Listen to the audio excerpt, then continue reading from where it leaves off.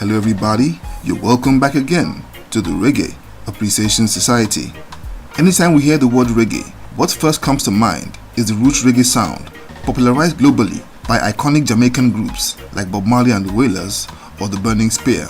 But since that genre evolved from rocksteady in the late 1960s, it spawned offshoots like the juggernaut that is dancehall and the subject of today's video in the delightful Lovers Rock, an addictive and mellow variant that combined American soul with rocksteady and reggae bass lines, which was the first subgenre of reggae to emerge outside of Jamaica when it was created in Great Britain in the mid-1970s.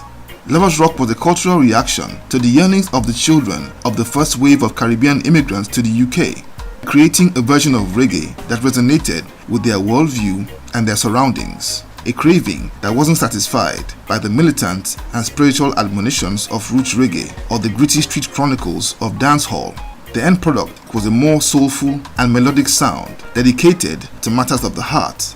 Lovers Rock would start out as an underground movement and pleasure enjoyed in the house parties thrown by British Caribbean teenagers, and ballooned into a global phenomenon that broke into the mainstream music industry while roots reggae and dancehall was still on the fringes, trying to get a foot in the door. It was a scene that was so potent that even Jamaica's biggest stars came down to the UK or would adapt their own sound for a piece of the action. Let's take a look at the story of Lovers Rock, reggae's sensitive side. By 1970, reggae had permeated across inner city Britain and particularly the working class neighborhoods where Caribbean immigrants had formed thriving communities. A flourishing industry had been built around the love for the music, with labels like Trojan Records and Black Swan leading the charge, and artists like Desmond Dekker and Max Romeo had already become household names. The Caribbean-born immigrants also stimulated a healthy import market centered on bringing in the later Jamaican records like the Wailers' Soul Rebels or Nine the Observer's Blood on Fire, roots reggae cuts that were centered on topics like politics and spirituality. But while the grown-up folk could appreciate the substance of the music, the kids who had been born and schooled in Britain couldn't really relate. Of course, they could decipher and appreciate the messages, but as teenagers, they had other priorities. In the Caribbean communities, the dances or house parties were one of the strongest and most common cultural community activities. And as is popular knowledge, no other age demographic are as passionate about love and romance like teens. So these teenage Caribbean boys and girls held their own dances every week, and with their hormones raging, they needed more musical fuel for romantic experiences on the dance floor than tracks with lyrics like Natty Dread in a Babylon or Blood and Fire on Ballhead could provide.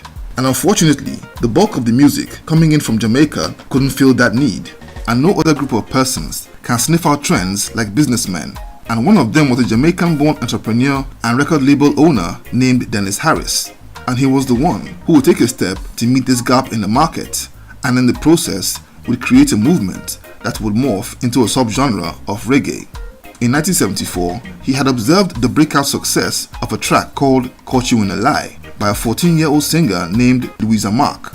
This song had been recorded for the record label owned by sound system owner Lloyd Coxon. Harris had noticed that the track had a quality about it that was different from the prevailing reggae tracks in the market.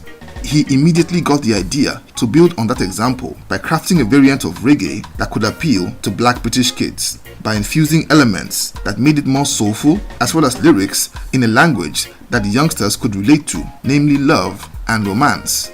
He approached ace bassist and producer Dennis Bovell, who was the one responsible for putting Caught You in a Lie together. He told Bovell that he was opening a new studio and label and asked him to come to work with him as studio engineer, session instrumentalist, and producer.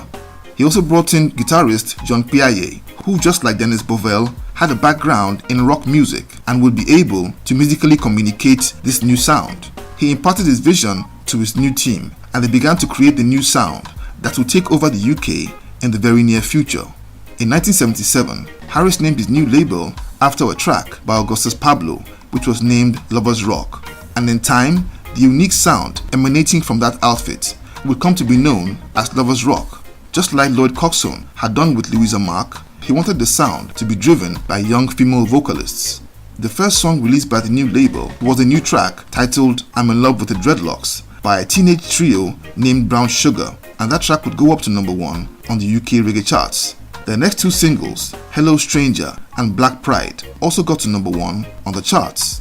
Incidentally, a member of the trio, Caron Wheeler, would achieve huge success a decade later as a member of the UK group Soul to Soul. Brown Sugar's success would inspire other producers and labels to also start producing their own roster of Lovers Rock style artists and music.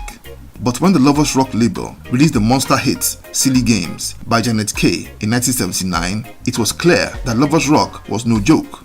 Silly Games would go up to number 2 on the British pop charts and the top 10 in many European countries, sending a strong signal to the world that Lovers Rock had broken into the big time, way ahead of Roots Reggae or Dancehall.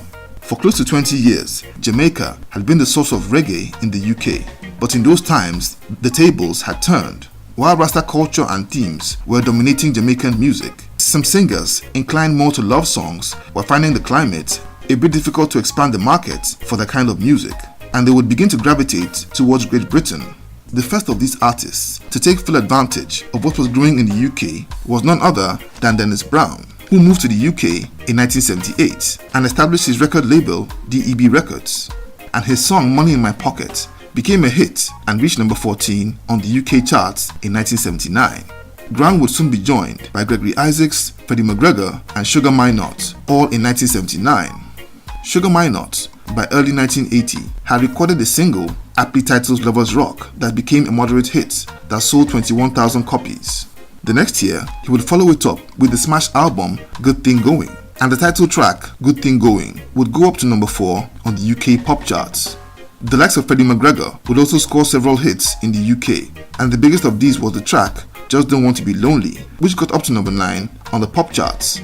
But the biggest Lovers Rock hit in that era came from veteran singer and bassist Boris Gardner, whose track I Want to Wake Up With You hit number 1 on the UK charts and would stay there for 3 weeks and became the third best-selling single in Britain that year. It also went to number 1 in Australia and number 3 in South Africa. By the 1980s, Lovers Rock had exploded, with many British artists leading the charge. These new singers included Maxi Priest, John McLean, Bitty McLean, and Peter Honningale. Maxi Priest in particular made history when he became the first and still only reggae artist to bag a number 1 hit in the US when the track Close to You went to the top of the Billboard charts in 1990. However, as the 90s unfolded, Lovers Rock's dominance began to decline with the rise of digital subgenres like jungle. Reggae producer Neil Fraser, aka Mad Professor, said in a 2011 interview that Jamaican reggae artists took away the shine from UK Lovers Rock when they began to co-opt it in the 1980s. He named producer Donovan Jermaine as one of the arrowheads of this takeover. And when you think about it, Donovan Jermaine, who was partly based in the UK, moved back to Jamaica, established Penthouse Records, and began putting out amazing Lovers Rock tunes with legends like Beres Hammond. You get an idea of what Mad Professor was talking about. Today, UK's Lovers Rock has been forced to share the limelight with new digital subgenres like jungle, garage, and dubstep, but its history, influence, and impact is still being heavily felt in all parts of the world, with Japan in particular the custodian of one of the most vibrant Lovers Rock scenes on the globe. In the reggae hierarchy, Lovers Rock is ranked 3rd in the pecking order behind Roots Reggae and Dancehall. It started out as an avenue for immigrant kids to express themselves, and it grew into a powerful movement that proved that reggae music could not only teach political or spiritual lessons, but also celebrate love in its purest and most innocent form. So there you have it. Thank you for watching the video today. Please leave a like, subscribe, and until next time, Jah bless.